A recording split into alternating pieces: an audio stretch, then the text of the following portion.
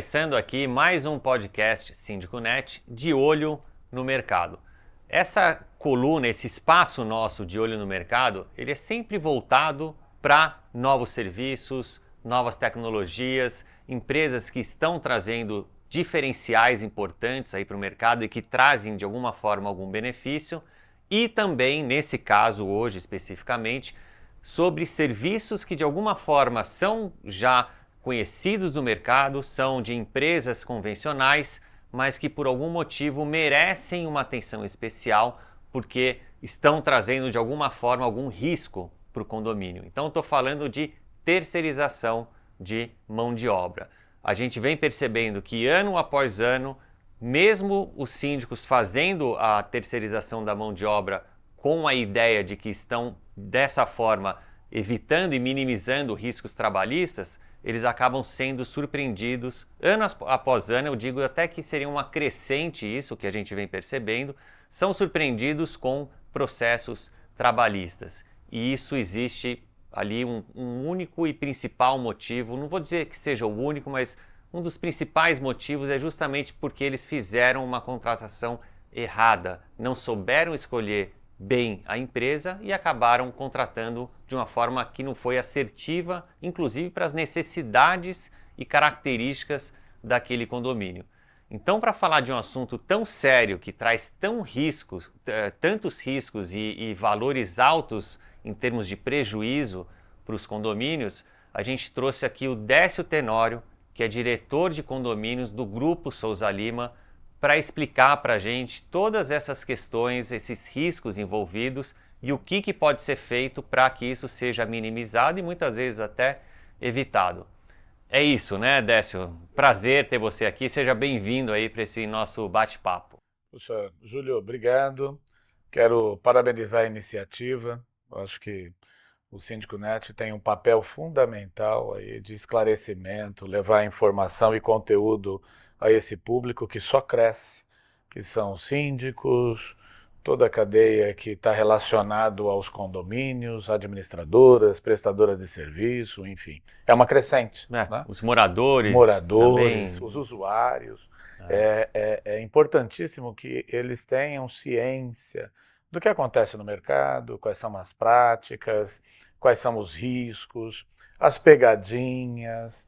E o tema terceirização, ele é um tema muito sensível no mercado aqui do estado de São Paulo, principalmente capital e grande São Paulo. Sem medo de errar, nós podemos arriscar um palpite de 80 a 85% dos condomínios já são terceirizados, principalmente o público de grande fluxo, médio para grande fluxo. A gente ainda encontra e se depara com condomínios de um menor número de moradores, que já ainda tem uma cultura de funcionário próprio, que é o chamado orgânico, né? E tem uma modalidade crescendo também para um tema específico, que é a contratação de portaria remota, que pode ser tratado isso num outro fórum, né?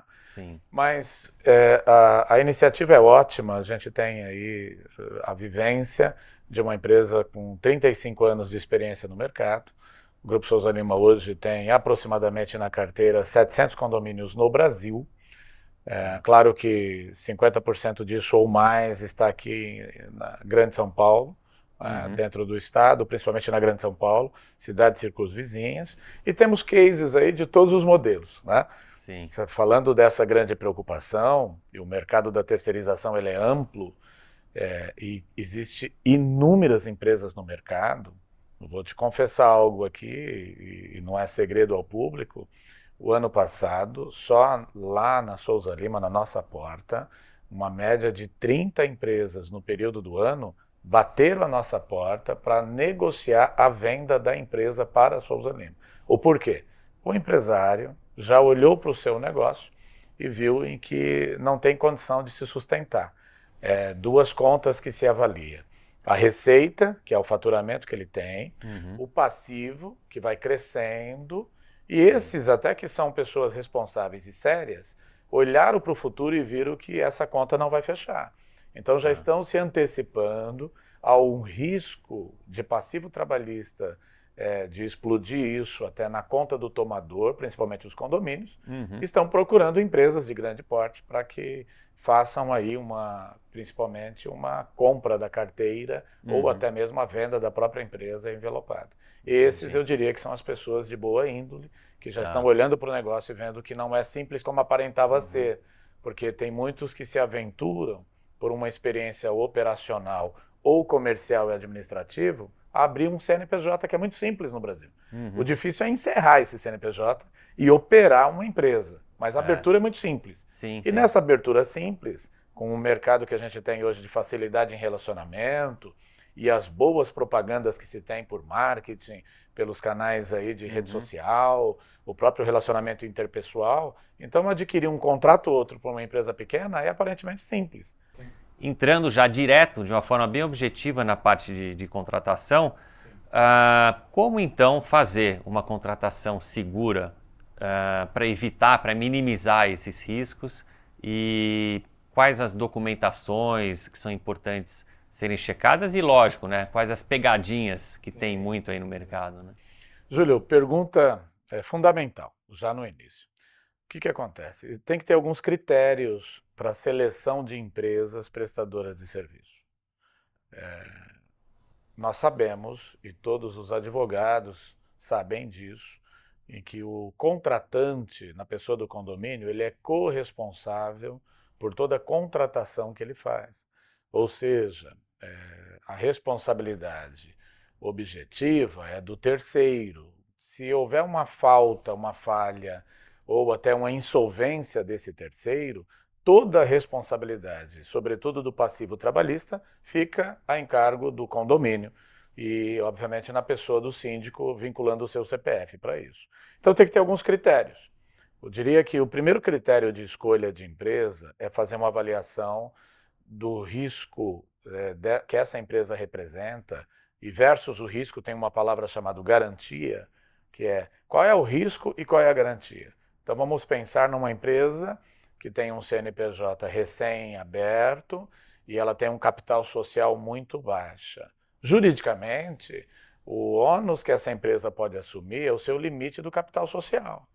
Então, se você tem um condomínio, onde representam um X patrimônio, pessoas ali que têm poder aquisitivo, tem outros riscos atrelados ali, não só à eficiência do prestador de serviço, no caso de uma portaria, ou de um zelador, ou até mesmo de uma prestação de serviço de limpeza, se o capital social daquele fornecedor for baixo e for dado causa a um problema grave de ordem financeira superior ao capital social, se o empresário não tiver meios de resolver isso, o condomínio será responsável por isso. Então esse é um primeiro critério, é avaliar capital social. Segundo ponto é observar certidões negativas dessa empresa. E aí você falou em pegadinha, já tem uma pegadinha. O que acontece com as certidões?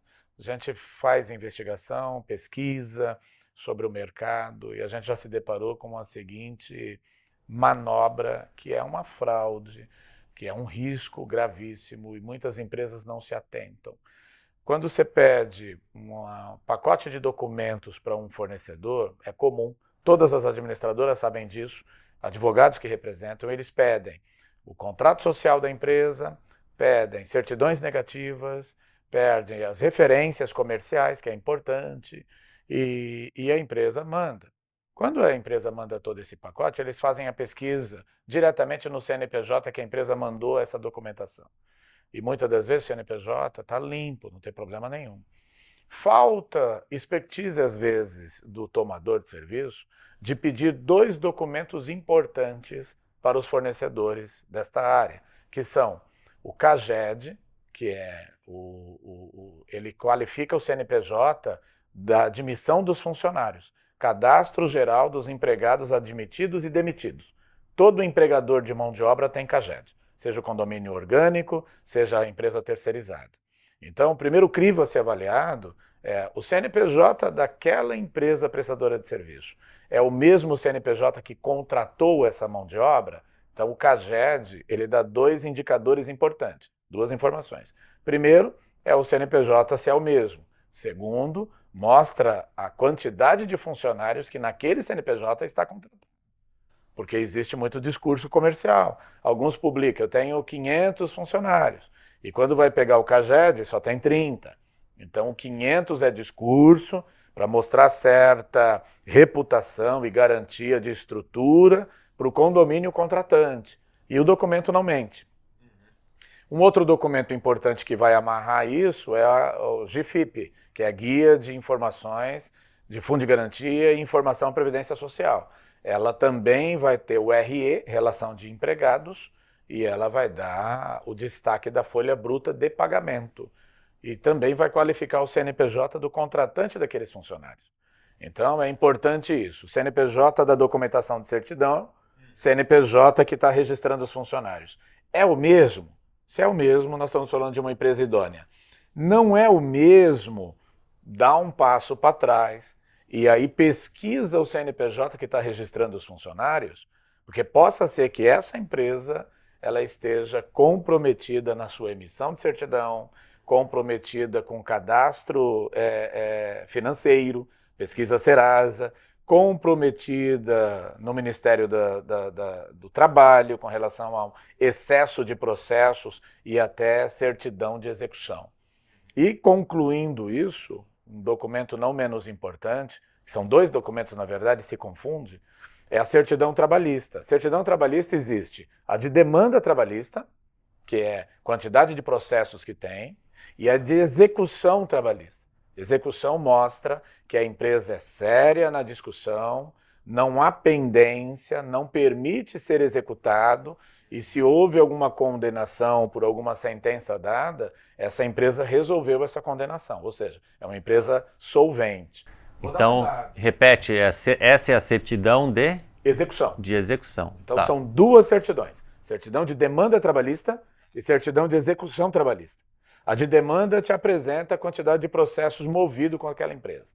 E a de execução mostra se essa empresa tem dívida trabalhista e não foi paga e quanto de dívida. Super importante, então, essa certidão de execução que comumente, né, a gente vê, não são todos as administradoras ou síndicos ou condomínios que pedem essa certidão específica, né? O que eu tenho visto, até de muitas administradoras grandes, e nenhuma culpa administradora, mas as empresas crescem, é delegado mão de obra, contratado mão de obra para isso, é tratado, Sim. Então eles vão avaliando por checklist. Imagina você contratar uma funcionária para a tua bancada e falar, temos um checklist de documentação. Quando chega no checklist da certidão, põe lá, certidão trabalhista. Se o funcionário não tem essa expertise, quando ele vê a certidão trabalhista, que é da demanda, ele já fala, tá bom, tá aqui, já recebi a certidão trabalhista. Certo. Então, uma dica para critério é tenha sempre por perto, seja contratação por serviço, ou seja efetivo a prestação de serviço, um advogado especialista. As administradoras grandes têm isso, os síndicos muitas das vezes contratam o advogado por demanda, e o advogado que deveria ser preventivo, ele vai mais para atender uma demanda já provocada. Quando é preventivo e é do setor, é especialista, ele vai trazer realmente toda a informação necessária de suporte para que essa contratação seja segura. A empresa grande, séria no mercado, o que nós fazemos hoje naturalmente? Nós antecipamos para todos os condomínios esse envio de book previdenciário de documentação. Praticamente escolamos o condomínio num processo. E se eu estivesse do outro lado da mesa contratando, Júlio, como uma consultoria, por exemplo, certo, eu diria que eu vejo naturalmente uma falha no meu modo de pensar da contratação, do processo de terceirização, é assim. Eles pedem proposta, divulgam escopo, trabalham preço, para depois ir olhar o crivo de documentação e etc, etc. As indústrias, principalmente as multinacionais, ensinaram o mercado de compras a contratar. Não existe uma indústria que pede proposta antes de passar por um crivo de homologação de documentação. certo. Então, primeiro a indústria pede, manda documentação, capital social, certidões, essas duas, de demanda e execução, Sim. manda as referências, tem todo um processo de crivo como critério, e depois passando esse processo avaliado por um departamento jurídico, segue o time de compras dizendo, agora eu vou te dar o escopo ou faz a avaliação do escopo para que venha o preço. Porque as discussões serão do ponto de vista, qual é a melhor oferta do ponto de vista de preço e de custo-benefício do que tiver de tecnologia embarcada para discutir eficiência. Certo. Então, eu tenho visto muitos erros na contratação, porque o critério a ser avaliado, comum em condomínio, já ouvi isso, chama 10 empresas selecionadas, manda 10 propostas, o escopo está aqui, você já deve ter ouvido isso. Sim. Elimina as 3 mais caras, elimina as 3 mais baratas e vamos ficar com as 4 do meio. Certo. Aí ficou com as 4 do meio. Critério pelo preço de 4 empresas do meio. Muito arriscado o critério, porque possa ser que uma grande empresa precificou errado porque entendeu um escopo errado, pode ser que uma grande empresa precificou diferente das outras, que está preservando o risco, mas como não foi ouvido, não teve critério de documentação, aí a escolha desse condomínio ficou pelas 4 do meio. Aí é chamada as 4 do meio para negociar. E aí, se essas 4 do meio nessa precificação, nenhuma delas tem estrutura suficiente para representar a prestação de serviço no condomínio e trazer algum conforto, não importa qual vai ser escolhida. Ele deu um tiro errado lá na frente, vai sofrer um dano. Sim. E falando de estrutura, né? Até recentemente eu tive uma conversa com um advogado que lida com muitos processos trabalhistas, inclusive processos relacionados a condomínios com mão de obra terceirizada. Foi coincidência até. Porque o que ele explicava é o seguinte, o que eu pego de processo de empresas que não têm uma estrutura boa, jurídica, para levar adiante esse processo e fazer um trabalho ali para que aquilo seja resolvido, esses processos trabalhistas, ou seja, a empresa que foi contratada não tem provavelmente um departamento jurídico ativo e isso gera ali para o advogado de uma forma muito nítida, ele consegue perceber, ele falou, eu consigo perceber nitidamente as diferenças entre aquela empresa que tem uma estrutura jurídica e que vai adiante e consegue lidar com e resolver boa parte dos processos daqueles condomínios que contrataram uma empresa sem uma estrutura jurídica boa e ativa e que meio que muitas vezes até deixam o processo ali meio que largado e com risco, aí sim aumentando o risco enorme, né, de uma forma enorme ali para o próprio condomínio sofrer as consequências depois, né? Então tem muito disso também, dessa importância de ter uma robustez ali da empresa e uma boa estrutura para também ajudar a minimizar o risco. Você vê que o risco está em todas as áreas, né? Faz todo sentido. Faz sentido isso que ele me falou? Faz sentido, Júlio. Eu até explico isso. O que acontece? As empresas de estrutura menor, ela não tem um corpo jurídico trabalhista próprio, funcionário próprio. Tá. Por exemplo, eu digo pela empresa que represento, nós temos uma estrutura para trabalhista, é um corpo de advogados próprios. Esses advogados que são funcionários da empresa, eles estão envolvidos na operação. Eles sabem o que é uma escala de trabalho, eles sabem a diferença da legislação. O Brasil é um dos países que mais tem critérios diferentes de legislação trabalhista, porque muda de estado para estado, muda de categoria para categoria. Então, quem está envolvido no processo faz parte do dia a dia. Então, você tem a vantagem de ter uma estrutura orgânica de advogados, que conhece a operação, está no dia a dia, que quando eles vão representar e trabalhar em cima de uma defesa, de uma ação movida, e sempre é envolvido o segundo e o terceiro reclamado, que é um condomínio, ou outro condomínio, ou 3 condomínios que o funcionário trabalhou, ele vem com tanto argumento que a comparação de um advogado, de um escritório contratado não especialista, e um advogado que está no meio da operação e sabe o que eles estão falando, é o que esse advogado comentou contigo, é a competência da defesa. Essas competências lá na frente, elas são nitidamente avaliadas como essa amadora e uma outra muito profissional. Advogados que sabem e que nós temos um corpo jurídico próprio, eles sempre têm reconhecido de que, olha, porque o advogado também não quer sofrer nenhum dano, principalmente quando isso é injusto. A demanda trabalhista hoje no Brasil, ela vem por qualquer motivo. E quando você se depara com algumas situações que é injusta, mas se não tiver bem defendido, não é assim que o juiz vai ler. Sim. Essa é a diferença do amador para o profissional. Por mais que sejam advogados qualificados para atender, falta a especialidade. Certo. E quando a empresa tem estrutura para isso, você vê que coisa. O escritório contratado pode ser mais caro do que uma empresa com uma estrutura que tem o orgânico dele trabalhando e está envolvido na operação. No fim do dia, é um ganho. A estrutura sólida de um fornecedor para o condomínio é ganho de eficiência. Entendi. Até porque quem paga essa conta no final acaba sobrando para o condomínio, né? O risco, vamos lá, imagina que esse prestador de serviço pequeno, ele pagou a primeira, pagou a segunda, pagou a terceira, mas ao longo de 3 anos ele quebra. Depois que ele quebrou, durante 2 anos para frente, toda a enxurrada trabalhista que vier daqueles ex-funcionários com uma empresa que quebrou, vai direto para o condomínio.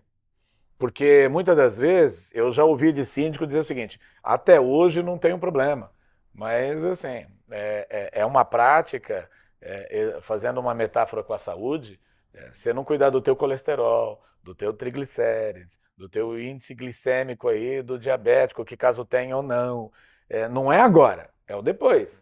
Então, no âmbito trabalhista, o passivo é a mesma característica. Não é agora, é depois. Então, se durante o meio, o processo, já tem alguns sinais de que não há estrutura para isso, quanto mais cedo estancar esse problema, menor é o impacto lá na frente. Certo. E Décio, me fala uma coisa, não generalizando, tá? Mas a gente vê com frequência muitas empresas ali quebrando, realmente, né? Empresas pequenas, às vezes até grandes, assim, mas a gente vê a maioria são as pequenas. O que acontece? Quais são os principais erros desses empresários que fazem essas empresas quebrarem assim, de uma forma fácil, praticamente, né? O que acontece? A gestão, o nosso segmento, ela tem uma margem de ganho relativamente pequena, Júlio. O que às vezes é um atrativo na mão do empresário, principalmente os pequenos e até alguns grandes se aventuraram nisso. A gente tem cases aí de grandes empresas que entraram em recuperação judicial, outras quebraram, está aí no mercado. É muito simples. A conta, ela tem que ser, eles entram numa ciranda financeira, que é a ciranda financeira. Tem o capital da empresa, que é o capital de giro. Eu tenho que fazer provisionamento de férias, provisionamento de 13º, eu tenho que fazer o provisionamento do risco trabalhista, de alguma coisa para seguros, então eu deixo isso provisionado. Aí tem a despesa ativa, que é salários, encargos, benefícios, impostos, o passivo que eu tenho que fazer o provisionamento e a margem que é relativamente pequena. Dessa margem, e não é a administração, porque tem um custo indireto, que é a supervisão, o corpo administrativo, o corpo jurídico, tudo que está envolvido de sistema, tudo que é administrativo para dar suporte. No fim do dia, sobra uma margem relativamente pequena. O empresário, muitas das vezes, ele olha a movimentação financeira e ele faz sangria no caixa com um percentual acima do que deveria ser a retirada apenas de lucro. E muitos deles não têm prolabore, eles têm sangria de caixa. Eu preciso, imagina, a empresa fatura 1 milhão mês e um determinado fim de ano, por umas férias em Miami ou Europa e tal, eu vou fazer uma retirada de 100 mil reais. E aí, poxa, chefe, 100 mil reais? Não, o meu crédito tá bom, o score tá bom, faz uma tomada no banco com o fornecedor aí para cobrir esses 100 mil reais, a gente abastece o caixa. Aí ele entra numa ciranda financeira, porque os juros desse dinheiro contratado é superior à margem de ganho que ele tem no contrato. E ele vai sobrepondo, porque depois de um ano, e as operações financeiras nunca são suficientemente iguais no período, eu contrato um produto por 2 anos e gastei esse dinheiro agora. Aí eu começo na esperança do crescimento comercial. E é o tal da ciranda financeira. Pego o dinheiro, ponho no caixa, tiro o dinheiro, volto para o caixa e aí pago o imposto, pago isso. Então, durante 3 anos, a empresa se mantém estável, aparentemente está tranquila. Agora, é por isso que na pesquisa de documentação, das certidões, o score do Serasa é importante, porque ele já vai trazendo alguns indicadores. Essa empresa está operando bem financeiramente ou não está operando bem? Porque o score ele identifica, inclusive, não só se tem protesto, pendência, mas como é que está a saúde financeira dele. E aí, lá na frente, isso é um risco. Muitos empresários quebram, porque quando eles olham depois, o passivo cresceu. E tem uma conta também, Júlio. Umas férias, por exemplo, você tem um período de 1 ano e 11 meses para pagar depois que ele contratou. Então, toda empresa jovem, no primeiro ano, ele se encanta com o que sobra no caixa, Pois é, isso que eu porque ia não tem falar. férias. É tentador, né, É se olhar. tentador esse número.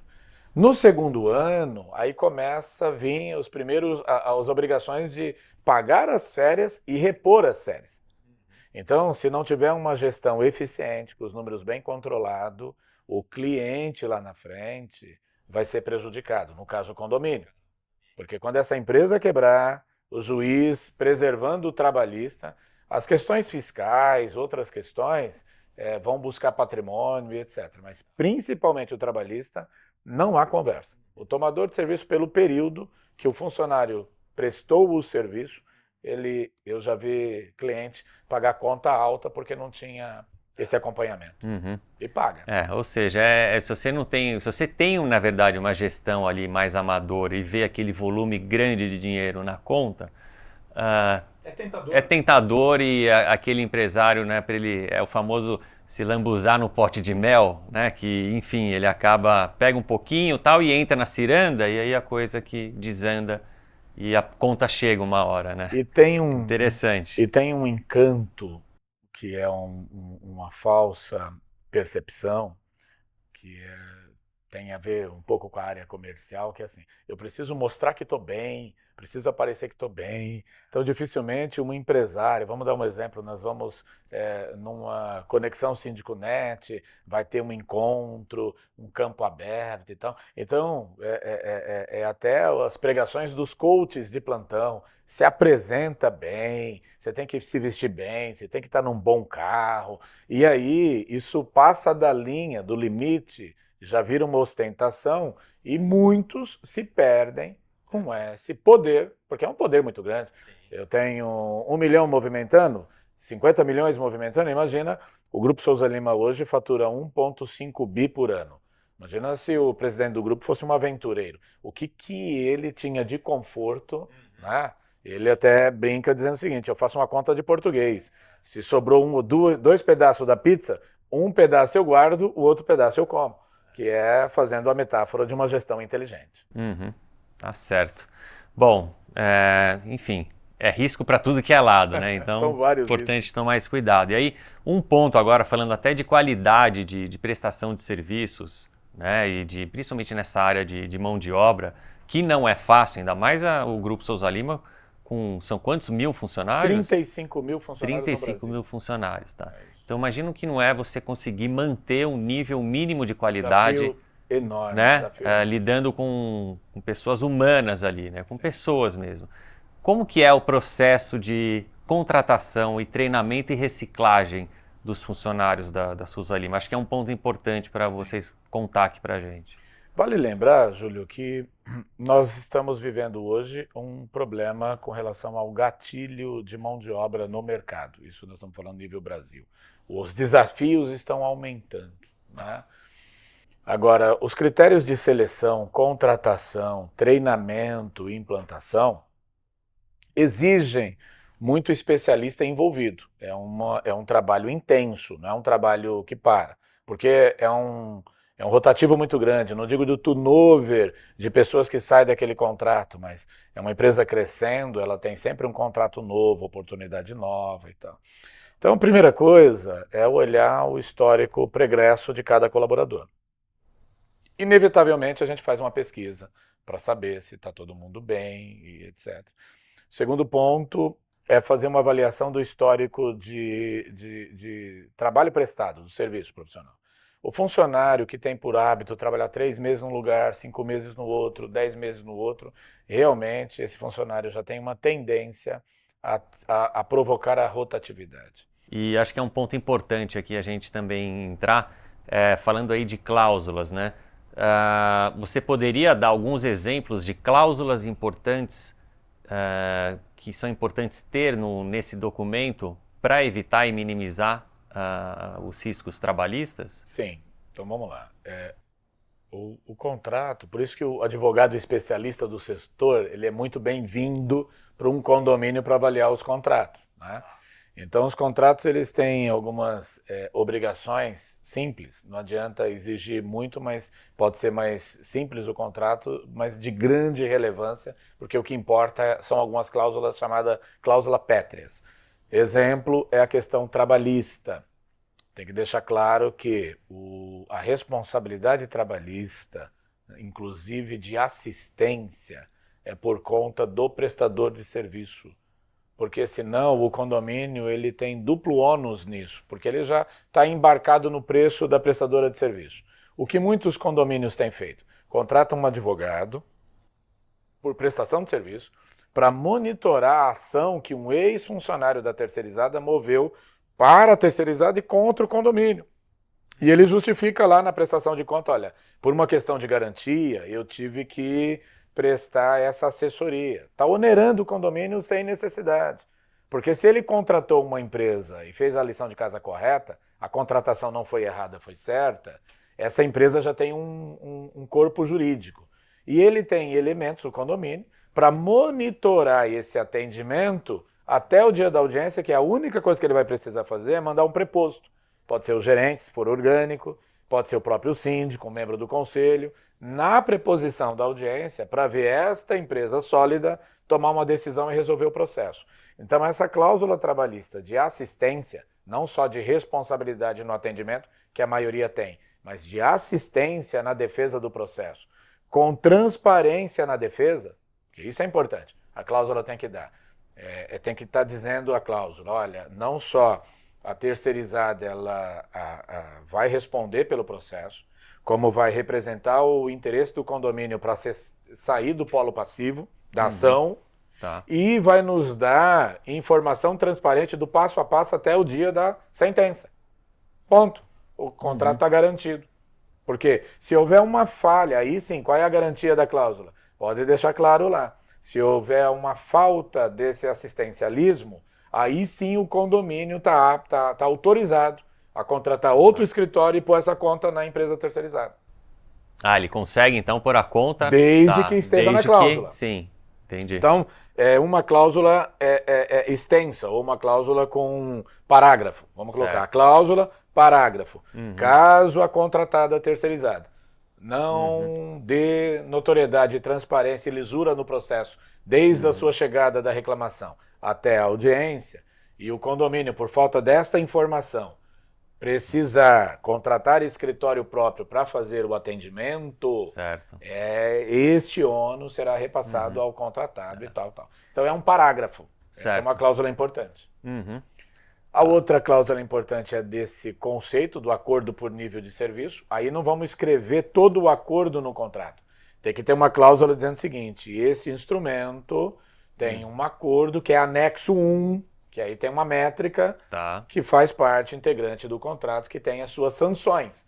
Penalização, caso não entregue, mas também tem que ter um bônus, porque a relação tem que ser viável para ambas as partes. Ah, Certo. 10, qual que é o bônus? Eu dou nota 10 para o condomínio, que tem essa cláusula, e ele, como bônus, diz o seguinte: quando chegar o período do reajuste, o que deveria ser obrigação passa a ser negociação, porque a obrigação do reajuste nos dissídios, todo contratante, naturalmente, fazendo o seu papel Sim. da lição de casa, fala, puxa, veio 7%, vamos reajustar 5%, vamos reajustar 3%, vamos reajustar 2%, e entra aquela guerra, né? Então, e assim, eu entendo que o nível de serviço está adequado? Está adequado. Foi louvável? Foi louvável, legal. Tem o bônus, o reajuste será repassado automaticamente conforme foi a folha de pagamento. E aí, possivelmente, o contrato vai se mantendo estável, saudável, com previsão orçamentária do condomínio, que ele já tem que prever isso. Os dissídios das categorias são gatilho salarial. Uhum. Então, e as outras cláusulas não menos importantes, tem uma outra cláusula, que é o book de previdência social, que é o book previdenciário que a gente chama, que são os comprovantes de recolhimento de folha de pagamento, os encargos imediatos como INSS e fundo de garantia, e benefícios, mês a mês ser enviado para o condomínio, sempre com referência imediatamente ao mês anterior. Certo. Mês de serviço de fevereiro, em março tem que estar no condomínio, junto com a nota fiscal. A cláusula tem que estar clara que se o documento não for apresentado, o condomínio pode reter o pagamento até a apresentação dessa documentação em ordem. Isso é uma cláusula importante. Quais documentos, então, o condomínio deve pedir regularmente e com frequência das empresas, se for o caso até mensalmente, para de novo, né, ter ali um risco reduzido? Duas dicas, né?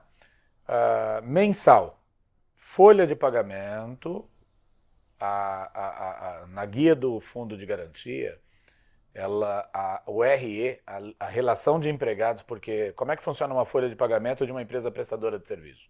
Então você tem a folha de pagamento que ela abrange pelo CNPJ toda a folha, todos os funcionários, só que cada contratante, CNPJ contratante da empresa, ele tem um centro de custo que qualifica o RE, que é a relação de empregados dentro daquela operação. Então o Júlio, imagina que o Júlio contratando pelo o condomínio Arco-Íris, síndico profissional condomínio Arco-Íris, tá? A Souza Lima está prestando serviço para mim, eu tenho 15 funcionários. Eu tenho uma RE da relação de empregados desses 15. E eu consigo te mostrar na relação do fundo de garantia que esses 15 estão relacionados dentro da guia única de recolhimento de fundo de garantia. Então, o condomínio ele tem que pegar mensal a folha de pagamento, o comprovante da guia de recolhimento do fundo de garantia, a guia de recolhimento da Previdência Social e o comprovante dos benefícios creditados, que hoje tudo é sistêmico, ele sai também o RE com os comprovantes. Isso é mensal. Semestral, convém que é consulta pública, o condomínio faça as consultas das certidões trabalhista de demanda e de execução trabalhista, para ver se isso está crescendo, qual é a curva disso, semestral. Além disso, fazer pesquisa semestral de Serasa. Então, essas 3 certidões semestrais, não precisa ser mensal, com a pesquisa dessa documentação mensal, faz o monitoramento do prestador de serviço, saber se ele está caminhando saudável ou se começou a apresentar alguma dor de cabeça no caminho. Porque tem muitas empresas que nascem, crescem, mas não permanecem. E tem empresas que nascem, crescem e permanecem. E o monitoramento desse crivo é importante. Com esse crivo é importante. É muito importante você ter também uma boa administradora para ajudar o síndico, né, a fazer esse acompanhamento de uma forma bem transparente ali e sem derrapadas também, né? Porque a gente sabe que tem as pegadinhas, enfim, a própria administradora ou o síndico podem não estar ali muito atentos e deixar passar alguma coisa. Então, de novo, né? Síndico e administradora tem que ser uma parceria, eles precisam estar sempre muito bem alinhados. Tem um ponto que eu acho que é importante a gente também mencionar, lógico, ele diz respeito a outros riscos também, que é justamente como que deve ser a relação, o relacionamento do síndico com os funcionários terceirizados e dos moradores também com os funcionários terceirizados, porque em termos de legislação, a gente sabe que por serem funcionários terceirizados, existem algumas regras ali do que pode e o que não pode fazer.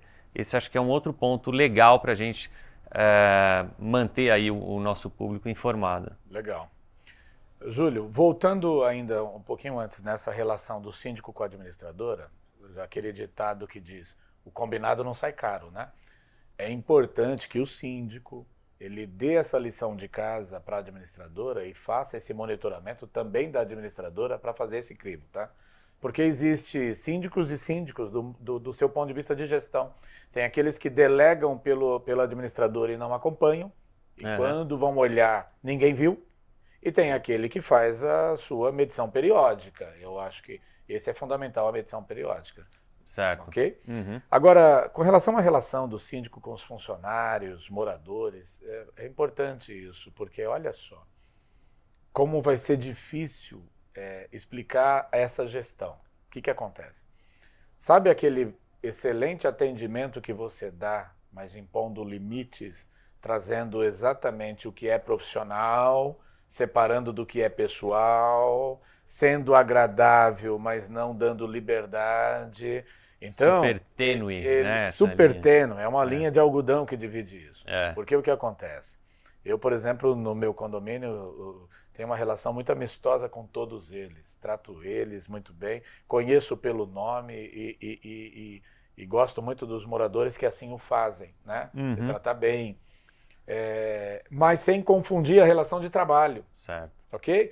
Nunca dei liberdade do ponto de vista de entrar lá num morador, falar com um dos funcionários e perguntar, tá tudo bem, os teus ganhos estão bem, isso na qualidade de morador, tá?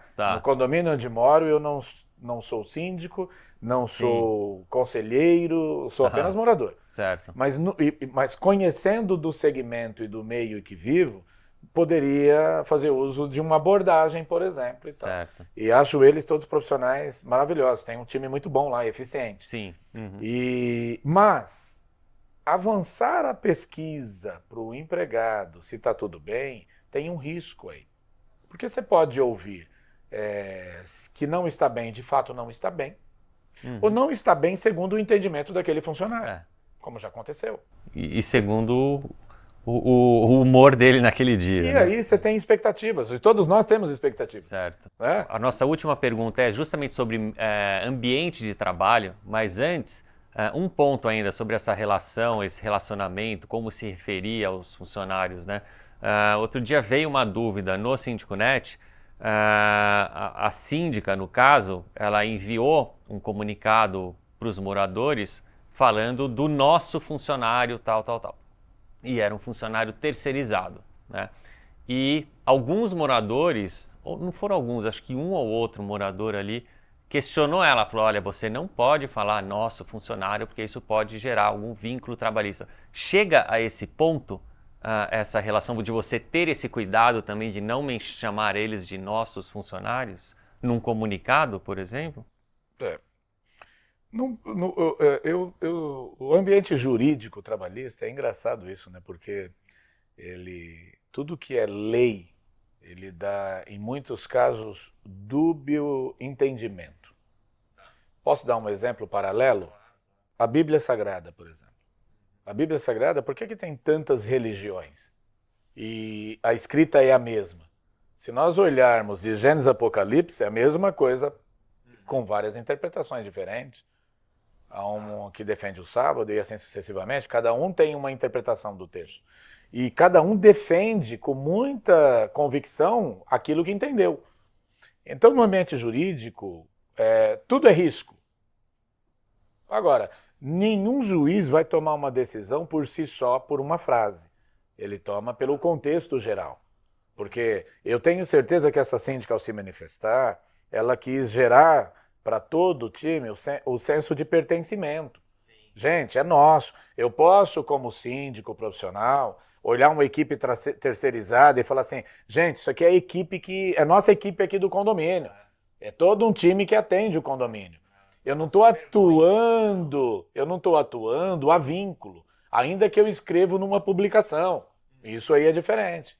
Agora, quando eu estou tratando com alguém individual, né? E aí eu vou me manifestar ao Júlio, dizer assim, o funcionário é terceirizado, e eu escrevo para você, do SíndicoNet, Júlio, este meu funcionário, ele atua de tal hora a tal hora, este meu funcionário, ele tem essa e essa tarefa, este meu funcionário, ou o nosso funcionário aqui do condomínio, aí eu estou sendo muito objetivo na função, trazendo vínculo para mim, então tem uma diferença. E aí é avaliar texto e contexto. Qual é o contexto que ela usou o nosso? Foi singular, objetivo, dizendo que era sobre uma tarefa do empregado? Risco. Não, foi subjetivo, porque ela estava se referindo a um colaborador como equipe que dá assistência ao condomínio. Está próximo do zero risco. Vamos fechar com essa questão de ambiente de trabalho. Você já citou algumas coisas, mas eu queria entender e extrair um pouco mais aí de você em relação a como o Grupo Souza Lima busca promover um ambiente de trabalho saudável para que esses funcionários estejam motivados e se sintam bem ali dentro dos condomínios. Até onde vocês conseguem agir nesse sentido? Foi pertinente a tua pergunta, Júlio, e até eu faço um convite ao telespectador, ao síndico, aos amigos, a conhecer a casa, quem não conhece ainda lá na sede. Você vê que o ambiente que a gente tem lá, agradável, gestão à vista, colaboradores lá trabalhando motivados, isso é o que a gente procura carregar para o ambiente de trabalho. Você esteve lá e viu que o pessoal trabalha, a gente brinca que 18 horas é quando cai a caneta, né? Se você for 18 horas lá na empresa, lógico, tem uma turma saindo, a maior parte do departamento continua operando, eles têm um comprometimento com a entrega que são admiráveis. Então eu quero dar os meus parabéns ao time que está lá no prédio, são mais de 600 funcionários naquele prédio, aqui na Zona Leste, do lado do Tatuapé ali, na Radial Leste, aqui em São Paulo. Agora, é uma solução integrada. Lamentavelmente, a gente se depara com algumas estruturas de condomínio que não são factíveis para uma boa estadia do funcionário. É um problema estrutural. Não tem uma cozinha, uma copa, não tem um espaço dedicado para eles, para descanso. O condomínio, quando ele tem esse espaço, ele promove com muita responsabilidade um cafezinho pela manhã, um espaço para suas refeições, ou ele sai daquele ambiente de trabalho, a regra é muito clara e tudo está dentro desse ambiente amistoso, você tem um efeito sensacional que é a fidelização da equipe. Nós temos e isso independe de tamanho. Eu tenho um condomínio que a gente opera, que tem funcionário aí, que já estão... O condomínio está conosco há 15 anos, o funcionário está lá há 15 anos. Caramba! São 15 anos. Pô. O mesmo funcionário e o mesmo condomínio trabalhando com harmonia. Sucesso, detalhe, hein? A síndica está lá há 15 anos. Ah, é? A síndica está lá há 15 anos. Se quiser, eu indico o nome do condomínio, a gente traz ela aí no síndico. Legal. Ela merece uma medalha, parabéns, um troféu. Traz os dois, traz o funcionário e traz... E não deixa de ser um case. Um case, e o fato dela, né, ter um funcionário ali terceirizado há 15 anos, ele está lá porque ele realmente está se sentindo bem naquele ambiente, né? Então eu vou... E ela provavelmente também tem responsabilidade nisso, né? Eu vou dar uma referência. O condomínio Heloísa fica ali próximo à estação Saúde do metrô. Tá. A síndica chama-se Miriam e o funcionário chama Cícero. Tá tanto tempo que eu conheço a síndica, o funcionário e o condomínio. Estão lá. Tá, que legal. Se somarem os tempos que são terceirizados, porque teve numa outra empresa antes que eu atuei, antes do Grupo Souza Lima, e se somarem o tempo, são 20 anos. 20 anos nesse condomínio, porque há 12 anos atrás teve uma troca da empresa, 13 anos aproximadamente atrás, Souza Lima assumiu, e permanecem até hoje. Tá. E parabéns ao Cícero, parabéns à Miriam, parabéns ao condomínio Heloísa. Entendeu? Então, assim, é um dos cases entre tantos que a gente tem. E o que é isso? O que provocou isso? Pergunta para o funcionário se quer sair. Não quer. Perguntas para os condôminos se querem tirar a Miriam da gestão. Não quer. Ela está de 2 em 2 anos ganhando por unanimidade a concorrência, porque não existe. Legal. Então, assim, a gente sabe que existem os cases de sucesso. Isso depende muito da relação. E tudo justo, tá? Não tem nada demasiado, nada além disso. É justo. Certo. Mas estendo o convite a todos a nos conhecer. Quero agradecer essa oportunidade, agradecer ao Júlio, toda a equipe, e pode contar conosco. Hein? Estamos à disposição. Obrigado mais uma vez, Décio. E acho que um ponto que você falou que é super importante, sim, tem empresas, né? A gente falou aqui muito de empresas ruins, com má gestão, enfim, dos riscos, tudo. O mercado de terceirização é enorme e você tem ali, eu gostaria que fossem mais empresas, mas você tem ali um grupo de empresas muito boas, que é o caso aí da Souza Lima, e também ao mesmo tempo, e aí é uma parte chata, um grupo muito grande de empresas que infelizmente não são boas. Então, por isso aí a gente, né, trouxe esse assunto, que é de novo, né, um serviço convencional que já tem há anos aí no mercado de condomínios, mas vale estar aqui nesse nosso espaço, que é quando a gente olha para o mercado e traz para vocês serviços importantes, enfim, iniciativas e coisas que realmente podem agregar valor na gestão condominial. Então, Décio, obrigado mais uma vez e obrigado a todos vocês que assistiram mais um Síndico Net de olho no mercado. Até a próxima!